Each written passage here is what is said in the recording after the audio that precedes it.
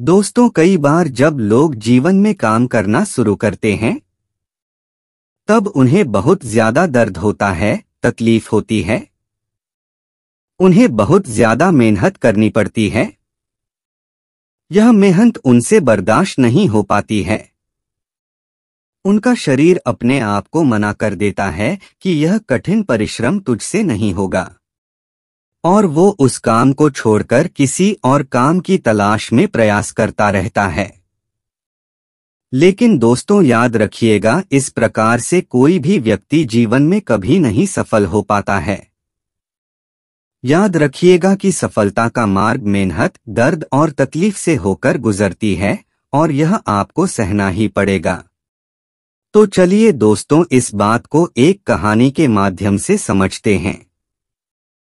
एक बार एक मूर्तिकार अपनी छीनी और हथौड़ी से एक पत्थर को भगवान की मूर्ति का आकार देने का प्रयास कर रहा था। जैसे ही वह छीनी पर अपना हथौड़ा चलाता, वह पत्थर चिल्लाने लगता और कहने लगता कि ये क्या कर रहे हो, मुझे इतना मार क्यों रहे हो, मुझे बहुत दुख हो रहा है, तकलीफ हो रही है, पीड़ा हो रही है। मुझे अपने हाल पर छोड़ दो और यहाँ से चले जाओ।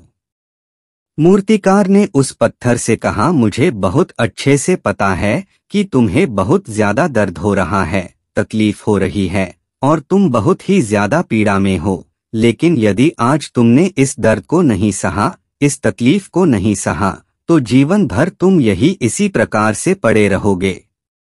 मुझे पता है कि तुम में आगे बढ़ने की अपार संभावना है, तुम एक बहुत अच्छे पत्थर हो, लेकिन यदि तुम इसी प्रकार से रहोगे तो कभी भी आगे नहीं बढ़ पाओगे। इतना कहकर मूर्तिकार अपना औजार लेकर रवाना हुआ। इतने में पत्थर फिर से चिल्लाने लगा और गिड़गिड़ाने लगा, विनती करने लगा कि मुझे अपने हाल पर छोड़ दो। मुझे पता है कि जीवन के लिए कौन सी चीज सही है और कौन सी चीज गलत है। मुझे बहुत ज्यादा दर्द हो रहा है, अब मैं इस तकलीफ को बहुत ज्यादा नहीं सह सकता। मैं जिस हाल में जो उस हाल में छोड़कर मुझे तुम यह से चले जाओ। उस मूर्तिकार फिर से उस पत्थर को समझाने की कोशिश की, ज्यादा अधीर मत बनो और अपने सब्र को बनाए रखो थोड़ी देर और इस दर्द को सहो। यदि आज इस दर्द को सह लिया तो मैं भगवान की मूर्ति के रूप में तुम्हारी स्थापना करवाऊंगा, और फिर दूर दूर से लोग तुम्हारी पूजा करने आएंगे और पंडित और लोग तुम्हारी सेवा करेंगे। लेकिन पत्थर तो टच से मस नहीं हुआ।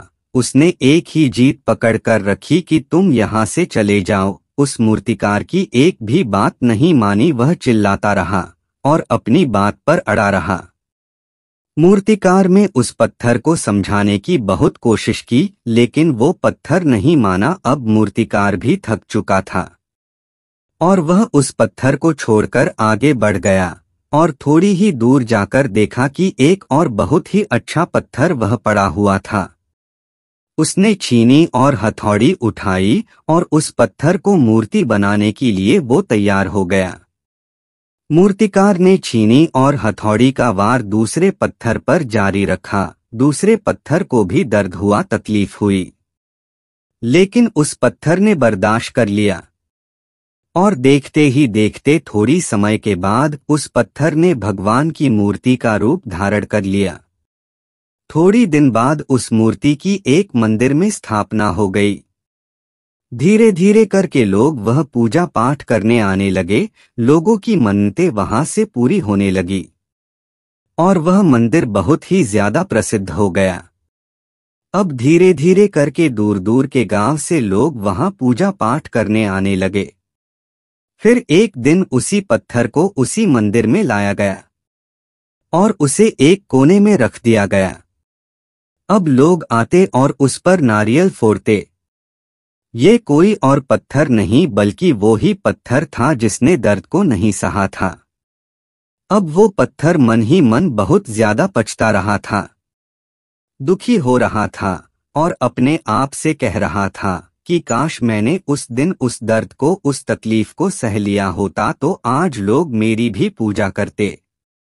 इसलिए दोस्तों, आप भी अपने जीवन में हमेशा याद रखिएगा कि जब भी आप अपने करियर की शुरुआत में किसी काम को कर रहे हो, पढ़ाई कर रहे हो या कोई भी काम कर रहे हो और उसमें आपको दर्द हो रहा है, तकलीफ हो रही है, ज्यादा मेहनत करना पड़ रहा है, तो दोस्तों आप थोड़ा दर्द सहा लेना, नहीं तो आपकी भी हालत पहले पत्थर जैसी हो जाएगी।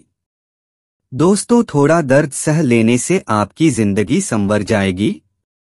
उम्मीद करता हूँ दोस्तों आज की कहानी आपको बेहद पसंद आई होगी।